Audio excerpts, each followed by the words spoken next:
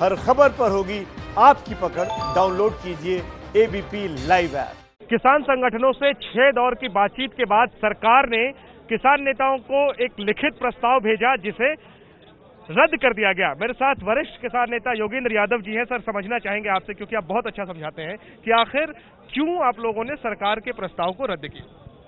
कल के भारत बंद के बाद हमने सोचा था कि सरकार की आंख खुलेगी कि भाई केवल पंजाब हरियाणा नहीं है, सरकार के कान खुलेंगे कि ये किसान 3 कानूनों को रद्द करना चाहते हैं, संशोधन नहीं चाहते हैं। लेकिन आज जो मिला वो ढाक के 3 पात। ये मिली चिट्ठी और इस चिट्ठी के साथ 20 पेज का सरकार का प्रस्ताव। ये 20 पेज का प्रस्ताव है, 20 पेज की पावर पॉइंट प्रेजेंटेशन है, जिसमें सरकार ने अपना पुराना प्रोपेगेंडा दोहराया है, अपने बारे में अपनी पीठ थपथपाई है और बताया है कि ये कानून कितने किसानों के लिए अच्छे हैं। और फिर आखिर में 9 छोटे छोटे संशोधन, 9 छोटे छोटे प्रपोजल रखे हैं। उनमें से 2 कानून के बारे में प्रपोजल है। एसेंशियल कमोडिटीज एक्ट के बारे में सरकार ने एक शब्द नहीं बोला है, तो उसमें तो कोई चेंज नहीं होगा। बिजली कानून के बारे में कहा है कि अभी तो आया नहीं है, जब आएगा तब हम इसमें कुछ करेंगे। पराली के बारे में कहा है किसानों के लिए समुचित कुछ कर दिया जाएगा। क्या किया जाएगा बोला नहीं, एक शब्द नहीं बोला है। एमएसपी पे बोला है कि सरकार एमएसपी की वर्तमान व्यवस्था के बारे में लिखित आश्वासन देगी। अरे भाई, क्या आश्वासन देगी? ये बात आप पहले दिन बोलते तो मैं समझता, 13 दिन के बाद आप मेरे को ये बोल रहे हो कि सरकार लिखित आश्वासन देगी। क्या देगी? किसान को कानूनी हक चाहिए, वो नहीं। और 3 कानून के बारे में किसान बार बार कह रहे हैं इन्हें रद्द कीजिए। तो सरकार की बात से बिल्कुल स्पष्ट है कि 2 दिन पहले हमने जो पूछा था यस और नो, मैं समझता हूं इस 20 पेज से बिल्कुल स्पष्ट हो गया है कि सरकार किसानों को कह रही है नो, हम रद्द नहीं करेंगे। इसलिए अब किसान भी कह रहे हैं अगर आपकी नो तो फिर हमारी यस। किस चीज की यस? कि हम इस आंदोलन को अब और ऊंचा लेके जाएंगे, इस आंदोलन को राष्ट्रव्यापी बनाएंगे, इसको और गहरा करेंगे। हरियाणा के, दक्षिण हरियाणा और राजस्थान से अब लोग कूच करने की तैयारी कर रहे हैं दिल्ली की तरफ। बाकी इलाकों से 14 तारीख को फैसला हुआ है कि दिल्ली की तरफ कूच होगा और जहां बहुत दूर के इलाके हैं वहीं जिला हेडक्वार्टर पे होगा। 12 तारीख को पूरे देश में टोल फ्री कर दिया जाएगा। जितने भी टोल प्लाजा हैं सब पे पर्ची नहीं कटेगी, सबको फ्री कर दिया जाएगा। मैं तो अपील करूंगा, इस देश के हर किसान से अपील करूंगा, हर कोई अपने अपने घर से एक मेंबर इस आंदोलन में भेजिए।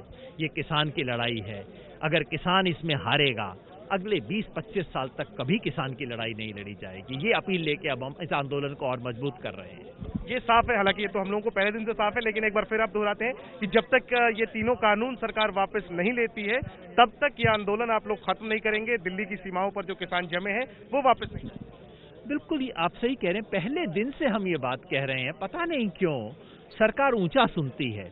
मैंने सोचा था कि कल के भारत बंद के बाद से सरकार की आंख खुलेगी कि ये केवल पंजाब हरियाणा नहीं है, सरकार का कान खुलेगा कि भाई किसानों को बिल रद्द करवाने हैं।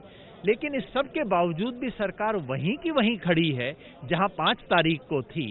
इससे बहुत अफसोस होता है और किसान संगठनों को सबको महसूस हुआ कि ये तो इन लाखों किसानों का अपमान है जो कि यहाँ पे ठंड में बाहर पड़े हुए हैं। लेकिन हम इससे डरेंगे नहीं, हम इस आंदोलन को और आगे बढ़ाएंगे। योगेंद्र जी, 2 छोटे सवाल और हैं कि सरकार से बातचीत को लेकर के अब क्या आगे का रास्ता है, क्योंकि आपने कहा और जो निष्कर्ष आपने निकाला वो सही भी है कि सरकार ने नो कह दिया है।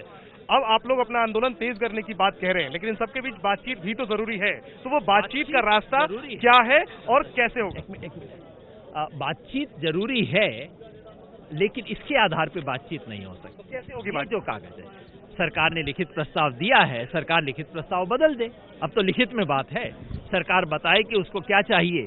सरकार अगर लिखित प्रस्ताव अपना बदलती है तो हो सकता है बातचीत की गुंजाइश खोलाए, इसके आधार पर तो बातचीत नहीं हो सकती। और आखिरी में इन सबके बीच विपक्ष का एक प्रतिनिधिमंडल जो है उसने राष्ट्रपति से मुलाकात की है।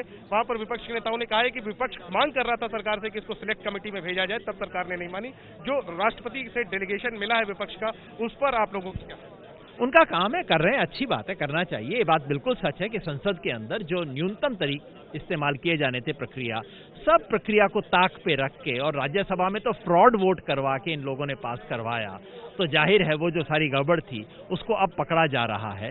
न किसानों से बात की, ना उनकी राय ली, ना उनकी सहमति ली, संसद में हेराफेरी की। अब उस सब का जवाब तो देना पड़ेगा ना। शुक्रिया योगेंद्र जी हमसे बात करने के लिए।